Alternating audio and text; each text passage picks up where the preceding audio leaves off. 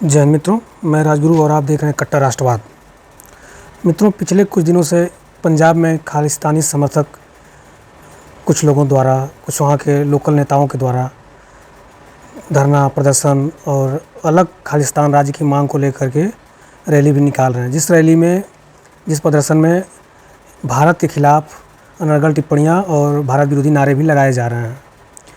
और वहाँ पर जो लोग इसका विरोध कर रहे हैं उनके खिलाफ वो लोग तलवार लेकर हमला भी कर दे रहे हैं। उसमें एक निहंग सिख होते हैं, सिखों में जो गुरुद्वारा वगैरह में उसकी सुरक्षा वगैरह या कभी प्रकाश उत्सव वगैरह मनाया जाता है तो तलवारबाजी करके कर्तव्य दिखाते हैं, तो वो लोग तलवार लेके चलते हैं। निहंगों द्वारा 15 दिन पहले एक उत्तर प्रदेश का युवक था, उसके ऊपर हमला कर दिया गया क्योंकि उसने विरोध किया था इनके इस प्रदर्शन का। और वहाँ पे कुछ उत्तर प्रदेश और बिहार के लोगों की दुकानें थी अमृतसर में, उस पर भी हमला ये लोग कर दिए। और वहाँ की सरकार, जो आम आदमी पार्टी की सरकार है, भगवंत मान मुख्यमंत्री हैं, उनके द्वारा किसी प्रकार की कोई कार्रवाई नहीं की जा रही है। जो लोग भारत विरोधी नारे लगा रहे हैं या जो खालिस्तान के समर्थन में, पाकिस्तान के समर्थन में नारे लगा रहे हैं, उनके ऊपर किसी प्रकार की कोई कार्रवाई नहीं की जा रही है। जो लोग उसका विरोध कर रहे हैं उनके खिलाफ कार्रवाई हो रही है, उनको जेल में डाल दिया जा रहा है। अभी कुछ दिन पहले ही एक साधु जो इसका विरोध कर रहे थे, उनको पुलिस वाले पकड़ के ले गए और थाने में उनको बंद कर दिया गया। इनकी जो मांग है, ये मांग है कि पूरे पंजाब को खालिस्तान देश का दर्जा दे दिया जाए, अलग देश का दर्जा दे दिया जाए, और ये लोग वहाँ पे अपना अलग देश बना के, अलग सिक्का चला के, यानी जो अलग देश की अपना जो प्रारूप होता है उसको लोग करना चाहते हैं। अब जबकि इन लोगों को इतना भी पता नहीं कि जिसके उकसावे पे ये लोग ये कर रहे हैं पाकिस्तान के, वहाँ पर 1947 में देश का बंटवारा हुआ तो सबसे ज़्यादा अगर किसी का नुकसान हुआ तो वो हिंदुओं और सिखों का ही हुआ। सिखों की बहन बेटियों को वो जबरन उठा ले गए। बंटवारे के समय पे जो लोग पाकिस्तान अधिकृत पंजाब में रहते थे, वहाँ से उनको पलायन करके भागना पड़ा। उनकी औरतों को, वो उनकी बहनों बेटियों को उठा ले गए, ज़बरदस्ती ले जाकर निकाह किया, कितनों के साथ बलात्कार किया, कितनों की हत्याएं की, उनकी ज़मीन जायदाद सब लूट लिए और नाना प्रकार से उनको यातनाएं दी गई। और उसके बाद जो सिख वहाँ पे बचे रह गए, उनकी आबादी लगातार कम होती चली गई। अभी पिछले साल वहाँ जो ननकाना साहिब है, जहाँ पे गुरु नानक देव जी का जन्मस्थली है, जो सिखों के पहले गुरु हैं नानक देव जी, वहाँ पे जो गुरुद्वारा है, उस गुरुद्वारा के जो मुख्य ग्रंथी हैं, उनकी पुत्री को उठाकर ज़बरदस्ती वहाँ के मुसलमान निकाह कर लेते हैं। वो पुलिस में ले जाकर रिपोर्ट करते हैं। पुलिस के द्वारा कोई कार्रवाई नहीं की जाती है, उल्टे उनको वहाँ से भगाया जाता है और वो कोर्ट में की शरण में जाते हैं, वहाँ पर भी कोई कार्रवाई नहीं होती है। क्योंकि इस्लाम में एक ये फंडा है कि वो लोग धर्म परिवर्तन करवाते हैं शादी करने से पहले, और वो ये मानते हैं कि जिसका धर्म परिवर्तन शादी हो गया और वहाँ उसमें क्राइटेरिया है 14 साल 12 साल के ऊपर ही वो क्राइटेरिया है कि वो शादी कर सकते हैं। अब वो ज़बरदस्ती इस्लाम परिवर्तन करा के शादी करा दिए, और इस्लाम के अनुसार अब उसका जो मालिक है वो शौहर, उसका पति है, न कि उसके माता पिता। अब उसके पति के कहने के अनुसार वो कितनी भी कहेगी कि नहीं हमें इसके साथ नहीं रहना है, वहाँ का कोर्ट उस दलील को मानेगा ही नहीं। वहाँ का कोर्ट उसके पति की बातों को मानेगा। और वहाँ की पुलिस के द्वारा उकसावे की कार्रवाई की गई। जिस पक्ष ने लड़की को उठाया था उसके साथ हज़ारों मुसलमान सिखों की बस्ती में घुस आए, गाली गलौज धमकी देना, और उनको यहाँ तक कहना कि तुम्हारी जो बच्ची बेटियाँ हैं उसको भी हम लोग ज़बरदस्ती उठा के ले जाएंगे। वो जो सिख ग्रंथी थे उनका वीडियो वायरल हुआ था, उनका रो रो के बुरा हाल था, कोई सुनने को तैयार नहीं था। भारतीय दूतावास द्वारा उनके समर्थन में आवाज़ उठाई गई। ये इन खालिस्तानियों को नहीं दिखता है कि अगर कोई खड़ा है सिखों के साथ तो वो केवल भारत ही खड़ा है। पाकिस्तान में सिखों की संख्या लगातार कम होती गई। अब वहाँ पे कुछ हज़ार या लाख की संख्या में ही सिख बचे हैं और उनकी भी दुर्दशा, एकदम दयनीय स्थिति में वो लोग हैं। फिर भी इनको चाहिए खालिस्तान। इनको समझ नहीं आता है कि भारत के साथ हैं तो इनकी ये दुर्दशा है। अगर ये पाकिस्तान के साथ हो जाएंगे तो कितने दिन खालिस्तान बन के रह पाएंगे। इनको तो कब्जा पाकिस्तान कर लेगा और सबको मार मार के इन लोगों को, ये जो लोग नीला सलवार पहन के तलवारबाजी कर रहे हैं, वो सब मुसलमान बना देंगे। इन लोगों को कुछ भी समझ में बात नहीं आ रही है। अफ़गानिस्तान में 70 साल पहले 70,000 सिख थे, अब वहाँ पे केवल 150 सिख बचे हैं, 150। और अभी वो लोग भी भारत आने की फिराक में हैं। जैसे वीज़ा मिला वो लोग भारत चले आएंगे। ये जो भी चल रहा है केवल पाकिस्तान चीन और आजकल अमेरिका, क्योंकि भारत अमेरिका के आगे झुका नहीं, तो चिढ़ के कारण अमेरिका भी इस साजिश में शामिल है। कनाडा तो पहले से ही शामिल है, क्योंकि वहाँ सिखों की आबादी काफ़ी मात्रा में, कई सारे सांसद सिख कम्युनिटी से आते हैं, तो उनका सांसदों का वोट लेने के लिए, अपनी सरकार बनाने के लिए वो लोग वहाँ खालिस्तानियों का समर्थन करते हैं।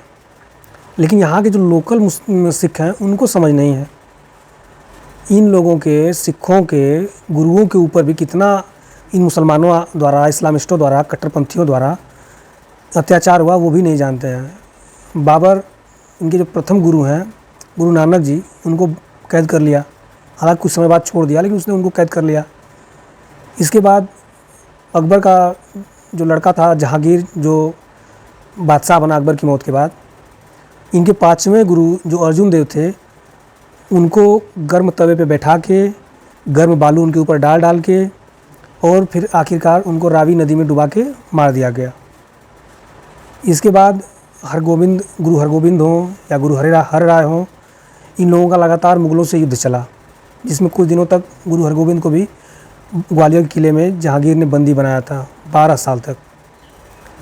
इनके कारण वो वहाँ से रिहा हुए। इसके बाद फिर अनवरत युद्ध चलता रहा। औरंगजेब जब आया तो वो गुरु हर राय को मारने की बहुत चेष्टा किया। उनके जो सुपुत्र थे गुरु हरकिशन जी, 5 साल की उम्र में वो गुरु बने थे, उनको भी उसने बलावा भेज दिया था दिल्ली आने के लिए। वो भी दिल्ली गए, हालांकि उनको चेचक के कारण उनकी मृत्यु हो गई, नहीं तो उनको भी शायद औरंगजेब मार देता। और गुरु तेग बहादुर को कितनी यातनाएं दी गई, ये सिखों से छिपी नहीं है। गुरु तेग बहादुर के जो शिष्य थे भाई मतीदास, उनको आरे से चीर दिया गया, जिंदा आरे से चीर दिया गया। उनके एक शिष्य थे भाई सतीदास, जो मतीदास के भाई थे, उनके पूरे शरीर पे रुई लपेट के उनको आग लगा दिया गया इस्लाम नहीं स्वीकार करने के लिए। ये कहा कि इस्लाम स्वीकार करो, ये लोग इनकार कर दिए।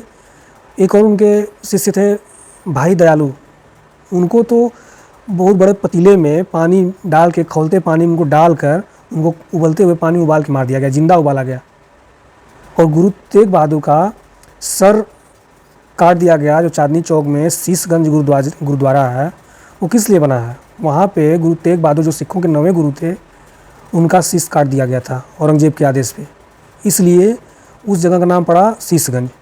और उनके शिष्यों के द्वारा, उनके भक्तों के द्वारा, उनके शिष्य थे जैता भाई, उनके द्वारा उनका शीश लेकर जा करके आनंदपुर साहिब में उनका अंतिम संस्कार सिर्फ किया गया। और दिल्ली में ही चांदनी चौक के पास में एक रकाबगंज गुरुद्वारा है, वहाँ पे इनके धड़ का अंतिम संस्कार हुआ। इनका एक भक्त था जो गुरु तेग बहादुर का धड़ ले जाकर अपने झोपड़े में डाल के अपने झोपड़े में ही आग लगा देता है। अंतिम संस्कार इस तरीके से करता है कि गुरु के शरीर का अपमान न होने पाए।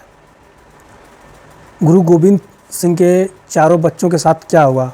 2 बच्चे तो युद्ध में वीरगति को प्राप्त हुए, साहबजादे अजीत सिंह और साहबजादे जुझार सिंह, लेकिन 2 साहबजादे जोरावर सिंह और फतेह सिंह को इसका सिपह सालार था वजीर खान, जो सरहिंद का नवाब था, औरंगजेब का सिपह सालार, उसने दीवार में चुनवा दिया, वहाँ चुनवा के उनको मार दिया गया। गुरु गोविंद सिंह के ऊपर वजीर सिंह ने 2 अपने सैनिकों को भेजा था, जिसने चुपके से पीछे से वार करके गुरु गोविंद सिंह की हत्या कर दी, नांदेड़ महाराष्ट्र में, जहाँ उनका अंतिम संस्कार हुआ गुरु गोविंद सिंह जी का। इसके बाद जो सिख कौम के उत्तराधिकारी हुए बंदा बहादुर, उनके साथ क्या हुआ? वो गुरु गोविंद सिंह का बदला लिए, मौत का बदला लिए, उनके पुत्रों के मौत का बदला लिए। और उनकी जीत से इतने भयाक्रांत हुए मुग़ल कि एक मुग़ल बादशाह था फर्रुखसियार, उसकी लाखों की सेना ने इनके किले को घेर लिया। इनके किले में उस समय केवल 794 सैनिक थे। महीनों तक घेरा रखा गया उनके किले को। और जब वहाँ रसद ख़त्म हो गया, अनाज ख़त्म हो गया, खाने की कमी हो गई, तो बंदा बहादुर ने समर्पण कर दिया। बंदा बहादुर को उनको इस्लाम स्वीकार करने के लिए कहा गया, उन्होंने इस्लाम स्वीकार नहीं किया, तो गर्म सलाखें उनकी आँख में घुसा दी गई, गर्म चिमटे से उनका शरीर नोचा गया। उनके 6 साल के पुत्र अजय सिंह को जिंदा काट के और उसका कलेजा निकाल कर बंदा बहादुर के मुंह में ठूंस दिया मुग़लों ने, इन मुस्लिम आताताइयों ने। जो अकाल तख्त के दूसरे जत्थेदार थे भाई मणि सिंह जी, उनके साथ क्या हुआ? वो इस्लाम स्वीकार नहीं किए, तो उनको जबरन उनका पोर जहाँ उनके शरीर का ज्वाइंट था, अंगुली का, हाथ का, हर जगह से काटते काटते उनको मारा गया। अरे सिखों, तुम लोगों को खालिस्तान चाहिए, कम से कम भाई मणि सिंह जी से ही कुछ सीख ले लेते कि जिन्होंने जो इंच कट गए लेकिन उन्होंने इस्लाम स्वीकार नहीं किया। उनके 9 पुत्र थे, 9 पुत्र शहीद हो गए लेकिन इस्लाम स्वीकार नहीं किया। उनके 13 भतीजे थे, 13 भतीजे शहीद हो गए लेकिन इस्लाम स्वीकार नहीं किया। उनके 12 भाई थे, 12 भाई शहीद हो गए लेकिन इस्लाम स्वीकार नहीं किया। उनके 9 चाचा थे, वो सब लोग शहीद हो गए, मुग़लों के द्वारा हमले में मारे गए। उन लोगों ने इस्लाम स्वीकार नहीं किया। उनके 5 दादा थे, उनके दादाओं ने कभी इस्लाम स्वीकार नहीं किया। आखिरकार तुम लोग प्रेरणा लेते किससे हो? इन इस्लामिस्टों से, जिनका कोई किसी भी प्रकार का उचित आराध्य ही नहीं है, जिनका प्रेरणा का स्रोत केवल मारो काटो, दूसरे की संपत्ति लूट लो, अनाचार यौनाचार में जो लोग हमेशा लिप्त रहते हैं, वो तुम्हारे प्रेरणा के स्रोत बन रहे हैं। शर्म करो। और अभी मौका है, अभी समझ जाओ। इन मुसलमानों से तुम लोग तभी तक सुरक्षित हो जब तक वो कम संख्या में है। जिस दिन वो ज़्यादा संख्या में हो गए, जिस दिन तुम लोगों को खालिस्तान की मांग पूर्ण हो गई, उस दिन तुम लोगों की ज़िंदगी का आखिरी दिन होगा, क्योंकि वो लोग तुमको ज़िंदा नहीं रहने देंगे। या तुम मुसलमान बन जाओगे या तुम मर जाओगे। जय हिंद, जय श्री राम।